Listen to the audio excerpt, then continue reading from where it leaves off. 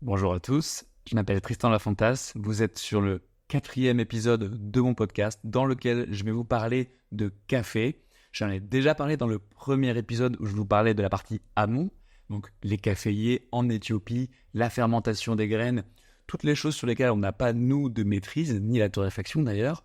Là, dans cet épisode, je vais parler de choses beaucoup plus concrètes qu'on peut appliquer chez soi.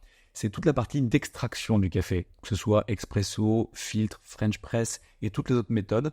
Je vais vous parler un peu de technique et rentrer dans des détails un peu geek, mais après, je vais très vite revenir à des choses très actionnables que vous pourrez appliquer chez vous, quel que soit le café que vous aimez et la méthode d'extraction que vous utilisez. Et puis, dans une deuxième partie, je vous parlerai, comme d'habitude, de coulisses entrepreneuriales et notamment, je vais vous parler du rebranding de Moi Chef.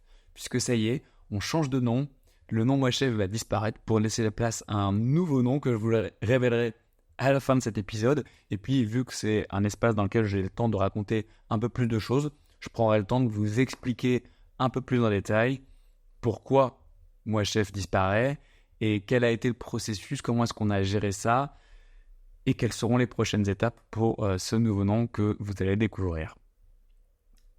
Merci pour tous les feedbacks que vous m'avez fait. À chaque fois, ça me fait énormément plaisir. Je ne pourrais jamais le dire suffisamment. Je rentre maintenant tout de suite dans le vif du sujet, le café. Comme je disais dans le premier épisode, déjà parlé de la partie plantation. J'ai eu la chance d'aller en Éthiopie avec Antoine Nétien, le fondateur de Fiera Café. J'ai pu voir des producteurs nous expliquer comment eux ils travaillaient. J'ai découvert plein de choses dont je ne vais pas vous parler aujourd'hui puisque vous pouvez réécouter le premier épisode de mon podcast. La conclusion, pour faire très simple, c'est déjà 100% Arabica, évidemment, on oublie le Robusta et achetez vos graines de café à un très bon torréfacteur. Je fais beaucoup de raccourcis volontairement, mais vous pourrez écouter mon premier épisode si vous voulez en savoir plus. Concrètement, si vous allez dans un supermarché, pensez à toutes les marques de supermarchés que vous connaissez, vous n'y trouverez jamais, malheureusement, de bon café. En tout cas, moi, ça ne m'est jamais arrivé. On n'est pas à l'abri d'une bonne surprise un jour, mais pour l'instant, ce n'est pas du tout le cas. Donc, toutes les grandes marques qui font de la pub à la télé, vous pouvez les ranger de côté. Ce sont des marques qui vraiment tirent les prix vers le bas, ce qui est une très bonne chose. Ça permet d'avoir un café qui est abordable et que tout le monde peut s'offrir. Par contre, en termes de goût, on n'y est pas du tout. C'est des cafés vraiment de grade 3, 4, parfois même un peu plus peut-être. Et puis surtout, c'est beaucoup de graines mélangées qui sont surtorréfiées pour masquer les défauts type phénolique par exemple qu'il peut y avoir dans ces graines de café. Donc en fait, on a au final perdu toute la palette aromatique d'un très bon café Arabica. Et ce qu'on va gagner avec beaucoup de guillemets, c'est de l'amertume. On est tous, et moi le premier, habitués à des cafés extrêmement amers, ce que pas mal d'entre nous appellent des cafés forts. C'est pas ça un café fort. Un café fort, c'est un café qui a une grande extraction. J'y reviendrai tout à l'heure.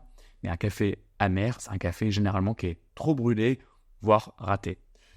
C'est pas grave si c'est le café que vous buvez aujourd'hui et vous pouvez continuer à en boire comme ça toute votre vie. Vous faites bien ce que vous voulez. Moi, l'objectif de ce podcast ici, c'est d'essayer de tirer un petit peu plus loin le fil du café et de voir comment est-ce qu'on peut passer de boire du café pour prendre son shot de caféine à faire une dégustation d'un café exceptionnel. Donc, commencez par acheter des graines de café à un torréfacteur qui ne va pas brûler votre café et qui va faire un sourcing de café de qualité. J'ai une petite préférence pour le café naturel. Je ne reviens pas sur ce que ça veut dire parce que j'en ai parlé dans mon premier épisode. C'est en opposition à des cafés lavés qui peuvent être exceptionnels en termes de goût. Mais d'un point de vue écologique, le café lavé, ça consomme beaucoup d'eau sur place, donc c'est pas ce que je préfère. Et puis il y a aussi les cafés, par exemple, anaérobiques, qui développent une palette aromatique très fermentaire, que moi j'aime un peu moins, mais qu'il y a beaucoup de gens qui adorent. Voilà, donc là c'est vraiment mon avis très personnel. Le café naturel, c'est un de mes choix principaux. Maintenant que vous avez vos très bons grains de café qui ont été torréfiés, alors pas la veille, on aime bien laisser quelques jours après la torréfaction au café pour continuer à libérer un peu de CO2 et à s'ouvrir, mais par contre pas torréfié il y a 3 mois ni il y a 2 ans. Et malheureusement, si vous allez à un supermarché, vous n'avez pas la moindre idée de quand a été faite la torréfaction et ça peut expliquer une partie du coup pas terrible.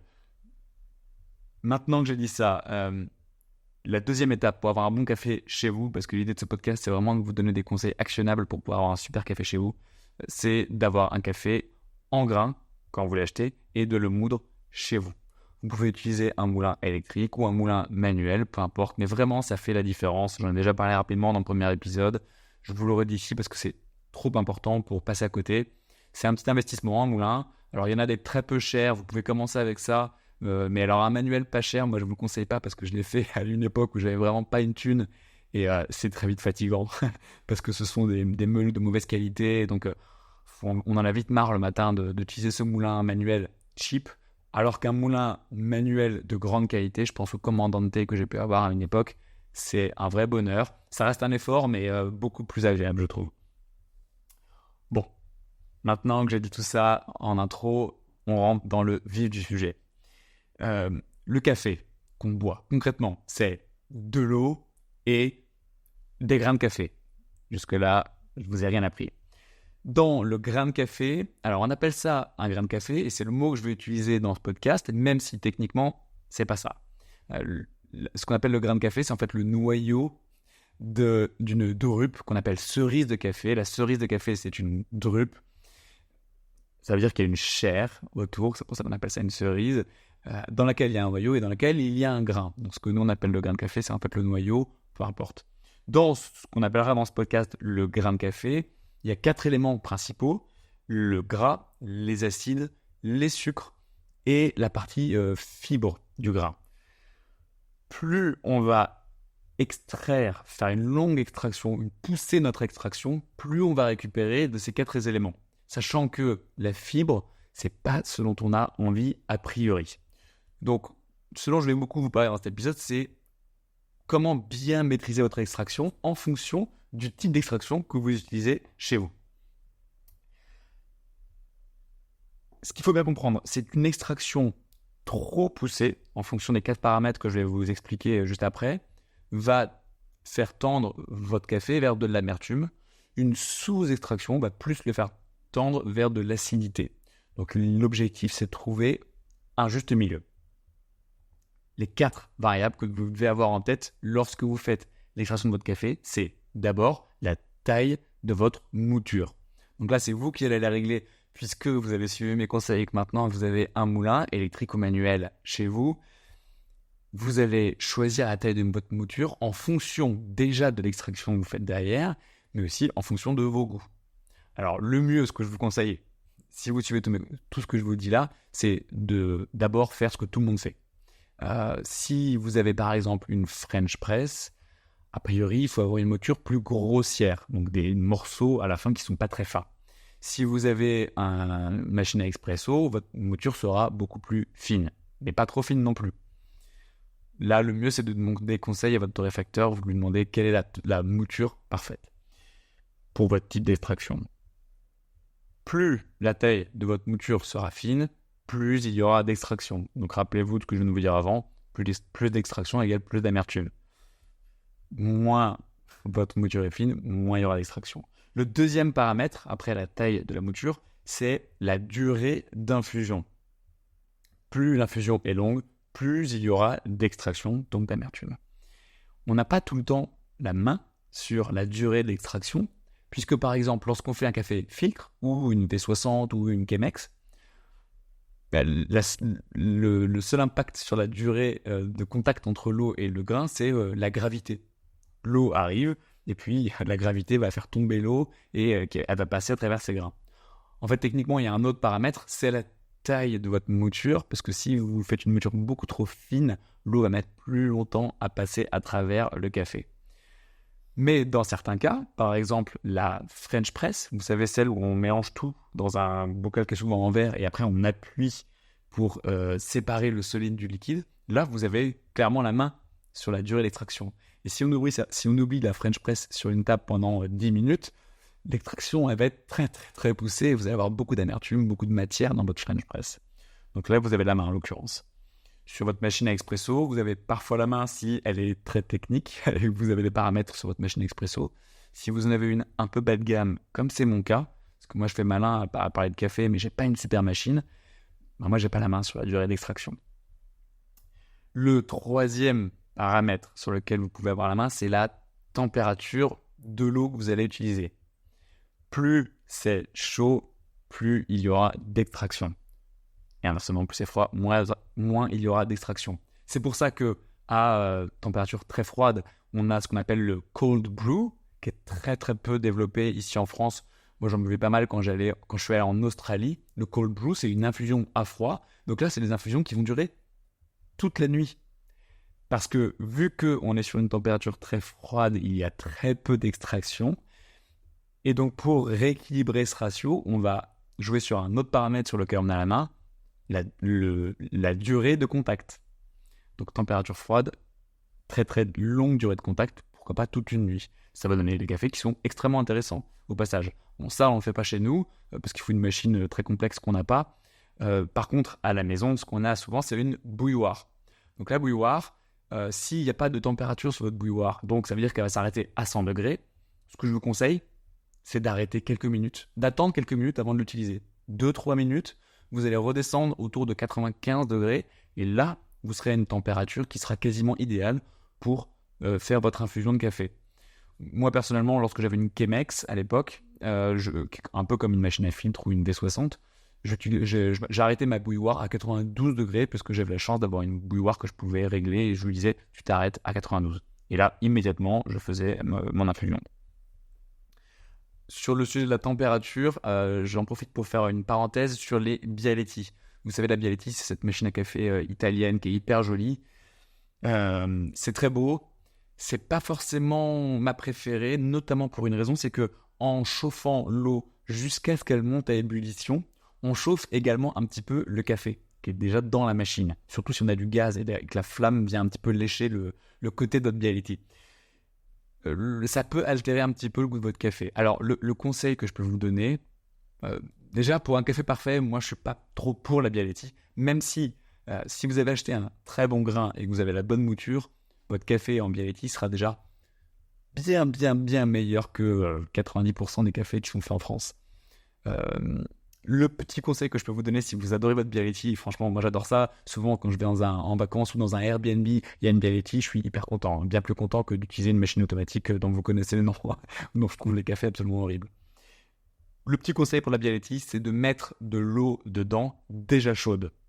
Vous la faites chauffer à la bouilloire ou à la casserole, vous la mettez dans votre Bialetti, vous la refermez avec le café en haut, et en fait, ça va limiter la durée pendant laquelle vous allez avoir besoin de chauffer la Bialetti, et donc vous aurez moins ce problème de chauffe de votre café. En gros, tout va aller beaucoup plus vite, et ça limite le problème que je viens de citer. Voilà, j'espère que c'était clair, ce que j'ai dit, parce que je me suis un peu embrouillé dans ma phrase. Si vous avez une Bialetti, mettez de l'eau déjà chaude dedans.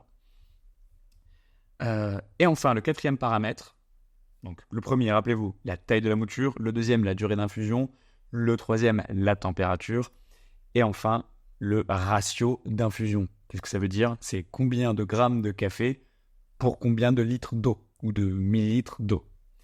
Hyper important. Donc, plus il y a de café dans votre ratio, plus il y aura d'extraction, vous vous en doutez, c'est évident, mais je le dis quand même. Idéalement, on parle en grammes par litre. Je reviendrai sur des trucs beaucoup plus pragmatiques après. Hein. Je rentre un peu dans la technique là, mais promis, après ce sera beaucoup plus pragmatique et je vous donnerai des conseils à utiliser au quotidien chez vous. On parle en grammes par litre. Pourquoi en grammes par litre et pas en cup par exemple ou en cuillère? Déjà parce que tout le monde n'a pas les mêmes tailles de cuillère chez soi. Et même si vous utilisez la cuillère qui est fournie avec votre machine, le problème c'est que là on parle de volume et pas de poids. Et en fait, le volume peut changer en fonction du niveau de torréfaction de votre café. Donc, même si vous utilisez à chaque fois une cuillère parfaitement rase et que vous utilisez tout dans la même cuillère, vous allez potentiellement mettre plus ou moins de café dans votre machine en fonction du café que vous aurez acheté et de la torréfaction qui aura été faite. Donc, dans un monde parfait, mais c'est vraiment si vous voulez aller pousser le truc super loin, n'utilisez pas votre cuillère pour mesurer le ratio, mais utilisez une balance. Vous mettez votre cuillère ou ce que vous voulez sur votre balance, vous faites la tare à 0 et vous ajoutez votre café progressivement jusqu'à arriver au bon niveau. Un chiffre, si vous avez un chiffre à retenir, c'est 60 grammes par litre. 60 grammes de café pour 1 litre d'eau. Si vous avez ce chiffre en tête, déjà, vous avez l'essentiel. Alors vous allez voir, je vais vous donner des exemples dans lesquels il y a quand même un petit peu de fine-tuning à faire là-dessus, mais 60 grammes de café par litre d'eau, c'est un très très bon ratio que vous pouvez utiliser dans la plupart des cas. Concrètement, et je vais un tout petit peu plus loin dans la technique et après je reviens à des choses plus rationnelles. Ouais, c'est pas rationnel le mot que je cherchais, mais vous m'avez compris. Plus pragmatique. Dans un grain de café, on peut extraire environ 1/3 de matière. Donc, il y a 2/3 du grain qu'on ne pourra jamais extraire. Vous pouvez faire l'extraction la plus poussée du monde, la plus longue, avec une température très élevée. Il y a de la fibre, il y a de la matière végétale que vous ne pourrez jamais extraire. Mais il y a 1/3 que vous pourrez extraire. Ce tiers, rappelez-vous ce que je disais en amont, contient des gras, des sucres, qu'est-ce que j'oublie, des acides et la matière végétale, de la fibre. Donc on n'a pas trop envie. Donc ce tiers, en fait, nous ce qu'on veut, c'est pas vraiment un tiers, c'est plutôt 20%. L'objectif à peu près idéal, je simplifie, c'est de récupérer environ 20% de votre grain de café. Si on pousse trop l'extraction, on va récupérer un tiers, ce ne sera pas terrible. Si on ne pousse pas assez, on va avoir 10-15% et on va pas avoir des choses qu'on aurait pu obtenir en poussant un peu plus l'extraction.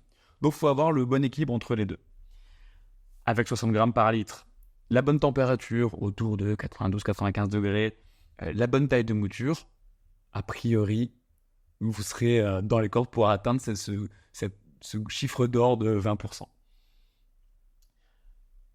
60 grammes par litre, ça marche très très bien, notamment pour les méthodes d'extraction douces comme le filtre, la V60 ou V60, la Chemex.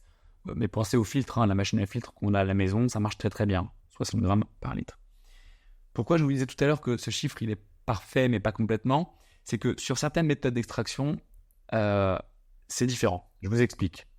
La French Press, vous savez, cette fameuse machine où on presse à la fin pour séparer le solide du liquide, ou l'AeroPress, qui est fantastique à utiliser si vous vous déplacez souvent. J'adore l'AeroPress. C'est mes amis australiens qui vivent à Melbourne qui m'ont fait découvrir ça il y a plusieurs années. Lorsqu'on fait ce type d'extraction, donc là, il y a un contact qui est très prolongé entre l'eau et le grain de café. C'est d'ailleurs pour ça qu'on a une mouture qui est un peu plus grossière. Ce qui va se passer, à la fin, restez avec moi. Quand on va prendre la French Press que tout le monde connaît. Quand on va presser, on va séparer quasiment toute l'eau du solide. Donc, à la fin, si on met 1 litre d'eau à la base et qu'on presse, on va quasiment récupérer 1 litre d'eau dans notre tasse de café. Enfin, ou dans notre récipient à café. Quasiment. Alors que dans une machine à filtre, ou pour over, V60, Chemex, il y a une beaucoup plus grande partie de l'eau qui va rester dans le café moulu. Vous savez, quand vous retirez votre filtre de votre machine à café et que vous le mettez dans votre évier, il continue à goûter un peu et votre café il est très humide. Alors que dans une French Press, ce qu'on récupère au fond, c'est beaucoup moins humide parce qu'on a pressé pour séparer le solide du liquide. Donc, le ratio de 60 grammes par litre, si on l'applique pour une French Press, il va y avoir, on va récupérer dans la French Press plus, c'est ça, on récupère plus d'eau, donc votre café sera plus dilué. J'espère que vous me suivez. Vu qu'on a récupéré plus d'eau, parce qu'on a bien séparé, on a un peu plus dilué le café que dans une méthode comme le filtre. Donc, vu qu'on a plus dilué, il y a plus d'eau par rapport au ratio de café, on va vouloir augmenter un petit peu le ratio de café par rapport à l'eau. Donc, pour une French Press ou une AeroPress, on va plutôt tendre vers du 70 voire 75 grammes de café par litre d'eau. Si je vous ai perdu avec cette histoire, la bonne nouvelle c'est que j'arrête de rentrer dans les trucs trop techniques. Je pense que c'est important de préciser ça pour les gens qui sont un peu geeks parmi vous comme moi et qui ont envie de comprendre tout ça. Pour la partie expresso, je vais passer un peu plus vite dessus. Pourquoi ? Parce que ça dépend énormément de votre machine et il y a tout type de machine. Mais la bonne nouvelle, c'est que si vous n'avez pas encore de machine expresso et que vous voulez en acheter une, je vais vous donner un petit conseil facilement activable. L'expresso, c'est une méthode d'extraction qui sort du lot, qui est différente de toutes celles que je viens de préciser auparavant. puisque c'est une méthode par pression.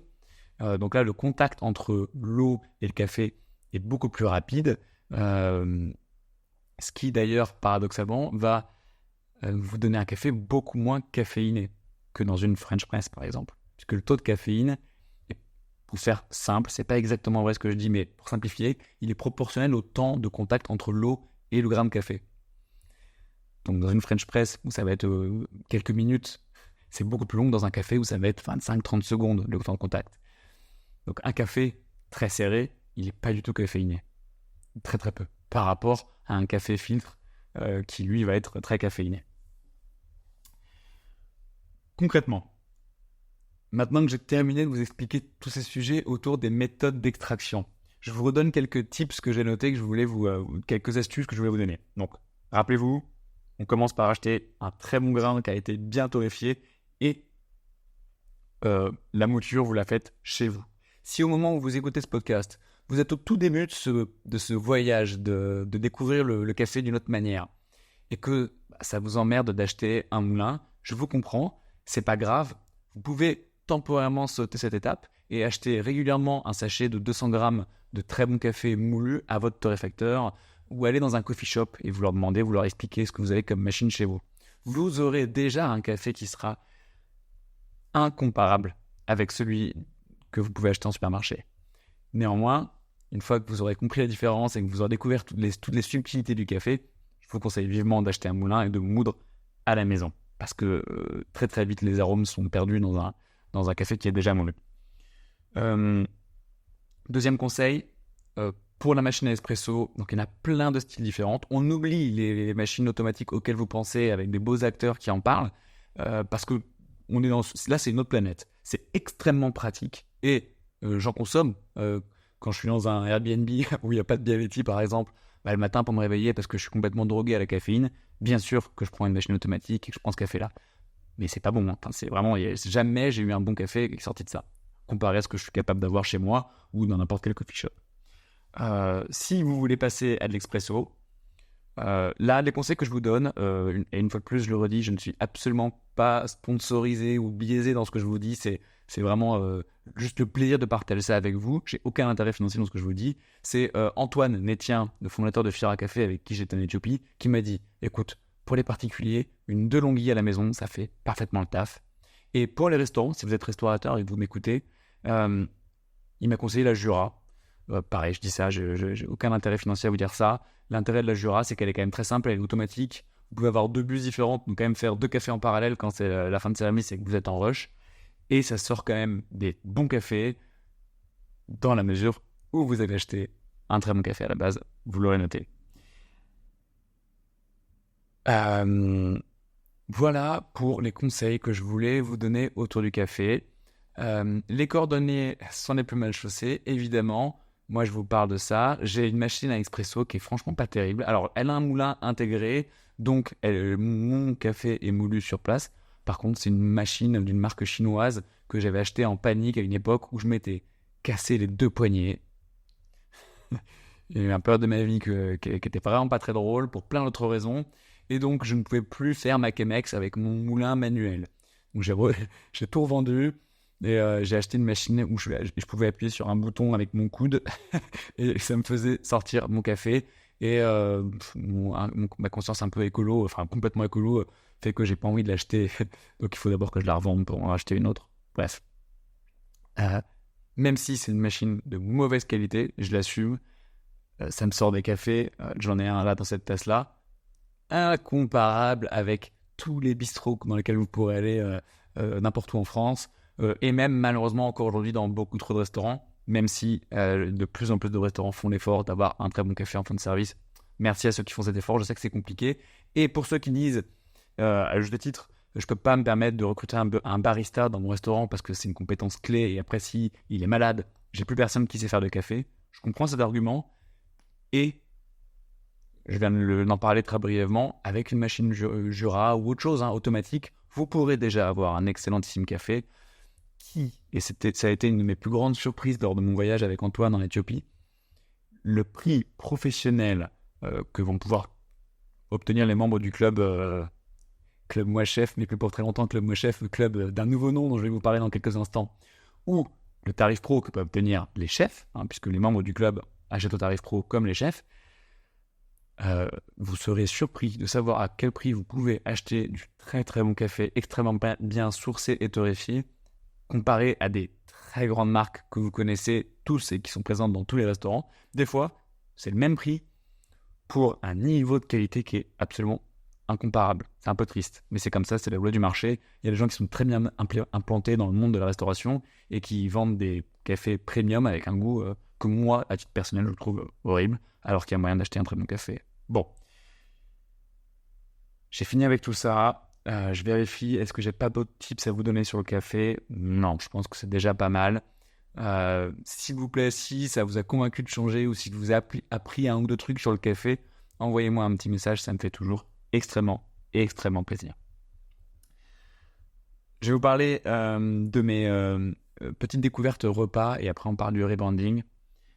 Excellent repas de cette semaine, Moulineaux Moulé, rue Sainte-Marthe, où je suis allé avec Cédric Casanova, dont je vous reparlerai plus tard parce que je vais sûrement aller en Sicile avec lui pour qu'il me fasse découvrir des super produits que vous pourrez ensuite découvrir dans le club. On a mangé dans ce restaurant, c'était pas un parfait sur toute la ligne. Il y a eu un plat qui m'a pas convaincu, qui sont les pastas al forno. Après, ma culture italienne n'est pas très développée, donc peut-être que je fais des erreurs et que je vais hérisser le poil à certains Italiens, mais j'ai trouvé que les pâtes étaient beaucoup trop cuites par rapport à ce que j'attendais, ce qui m'a été confirmé par Cédric, donc ce qui me conforte dans mon analyse. Par contre, la signora caponata, je suis pas sûr de très bien le prononcer, mais quelle folie cette entrée, absolument incroyable. Alors, ce que me dit Cédric, c'est que la signora caponata, il y en a autant qu'il y a de familles italiennes, donc il y a plein de recettes différentes, mais dans les grandes lignes, j'ai noté aubergine, céleri, poivron, oignon, tomate, olive, capre, de l'huile d'olive et du vinaigre qui apporte une petite note d'acidité hyper bienvenue. La signora caponata de Moulineaux Moulé, elle est franchement géniale.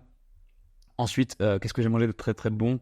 Le dessert, ils ont fait une tarte tatin, pas du tout italien, mais elle était excellente et c'est normal puisque la chef est pâtissière, très très bonne pâtissière.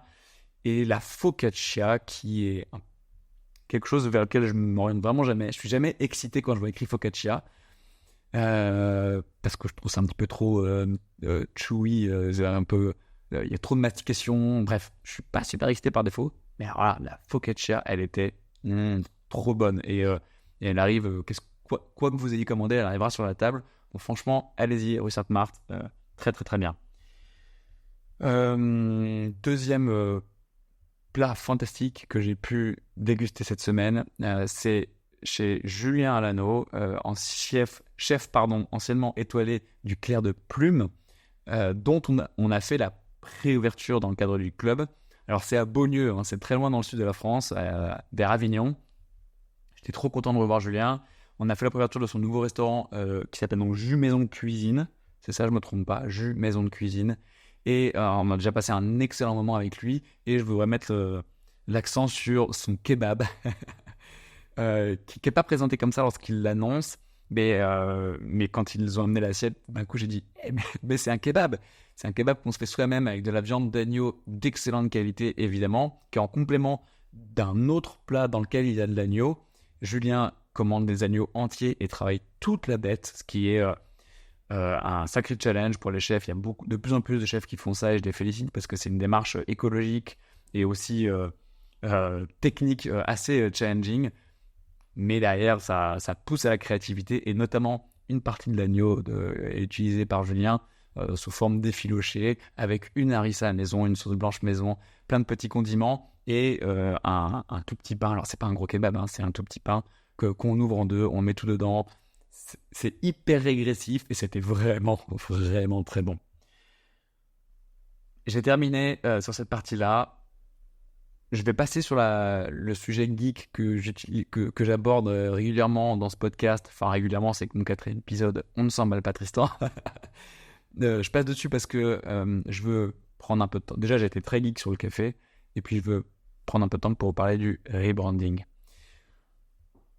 Moi Chef est mort, vive Moi Chef. Non, pas vive Moi Chef, puisque c'est pas ce nom qu'on va garder. Alors, Moi Chef, pourquoi ce nom ? il y a 9 ans maintenant, un peu plus de 9 ans, bientôt 10, quand j'ai créé l'entreprise, c'était une box gastronomique. On a fait des box avec les plus grands chefs au monde, la box de Guy Savoy, Michel Guérard, Yannick Aleno, Sébastien Brasse, Alexandre Couillon, Glenn Viel, Christopher Coutenceau. J'en oublie des dizaines, vraiment des dizaines, c'est pas une blague, de chefs fantastiques avec qui on a fait la box. Vous connaissez peut-être HelloFresh ou Les Commis.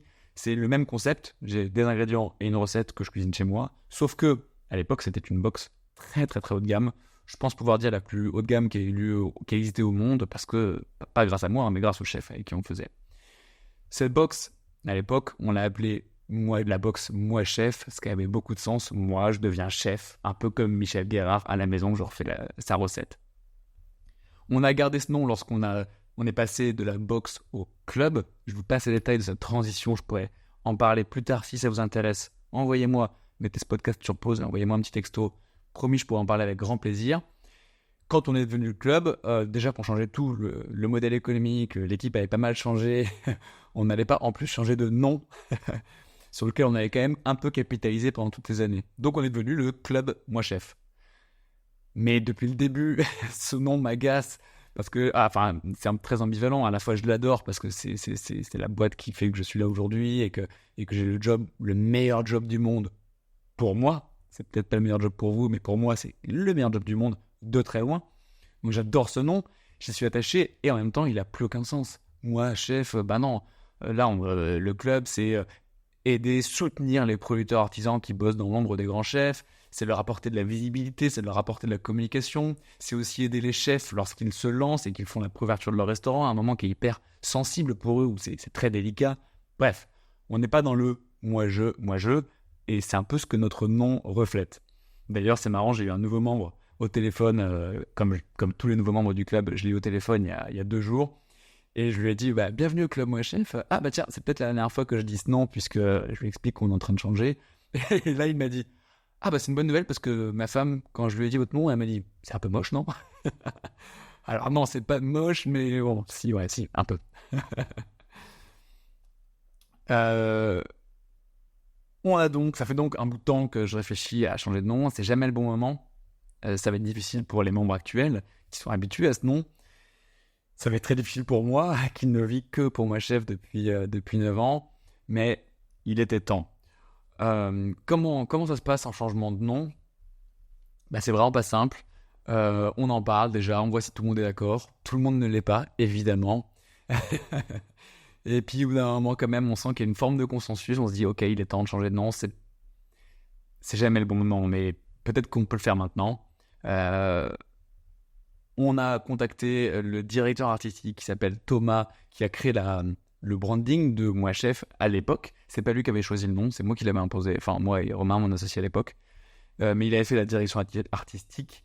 Il a travaillé donc récemment sur le nouveau nom du club. On a beaucoup itéré, on a eu beaucoup de propositions. Et concrètement, ce qui s'est passé, c'est que de toutes les propositions, il n'y en a aucune qui me convenait. Ce qui était assez frustrant, mais vraiment, j'ai pas eu le coup de cœur. Donc je peux vous en donner une qui était celle qui ressortait le plus, c'était Gusto Club, qui ne me plaisait pas pour la simple raison que ça faisait trop italien. Et j'ai rien contre l'Italie, mais j'avais pas envie que les gens entendent Gusto Club, c'est quoi? C'est un club de pizzaiolo ou... J'en sais rien, je sais pas ce que les gens auraient pu se dire, mais la connotation italienne était trop forte et j'avais peur que ça brouille le message. Et puis, à force d'itération, de réflexion, on est venu à une shortlist de plus en plus courte qui a été aidée, figurez-vous, et je fais un rebond sur l'épisode 3 dans lequel je parle de ChatGPT.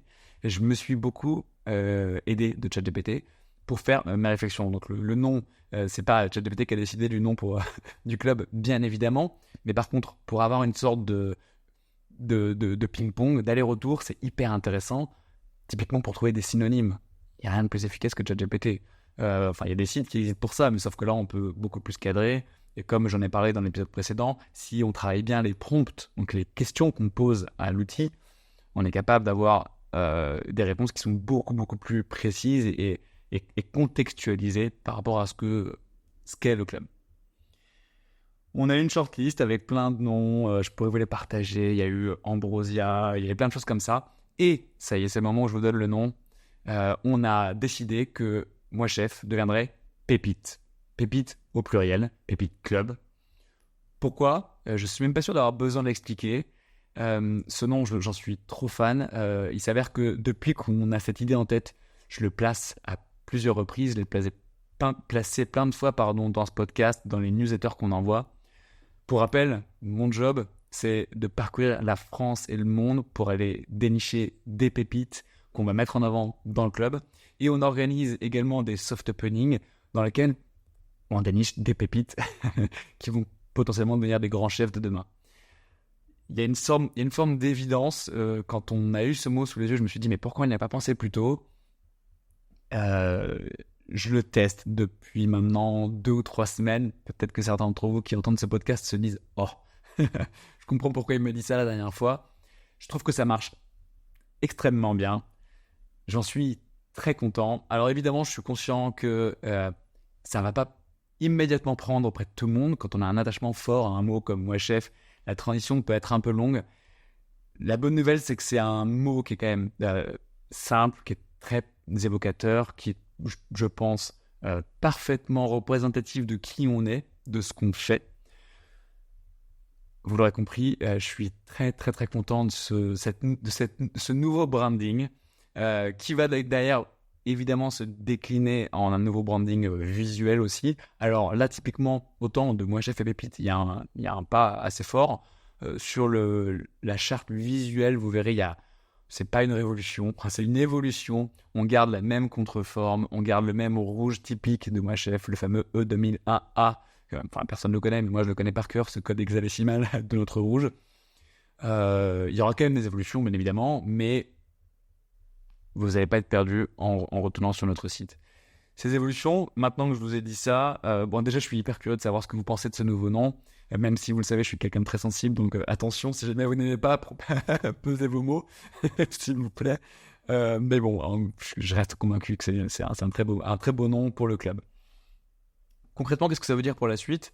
Alors, il y a l'effet Big Bang où d'un coup, clac, on change de nom, les couleurs, le nouveau site, la nouvelle application. Mais ça, c'est pour les gens qui ont une très grosse équipe tech derrière eux. Le tech, vous l'avez devant vous, c'est lui qui vous parle en ce moment.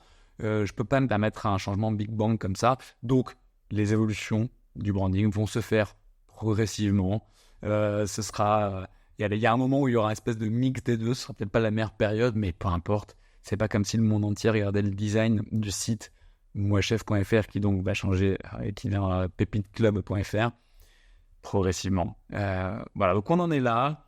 Je suis très content de partager ça avec vous en premier. Alors techniquement, les tout premiers qui l'ont appris, ce sont les membres à travers le message que je leur aurais envoyé sur le WhatsApp. Donc je ne l'avais pas encore envoyé, mais au moment où ce podcast sera diffusé, il sera déjà parti. Et puis là, vous faites partie quasiment des tout premiers, vous, en écoutant ce podcast, à découvrir ce nouveau nom.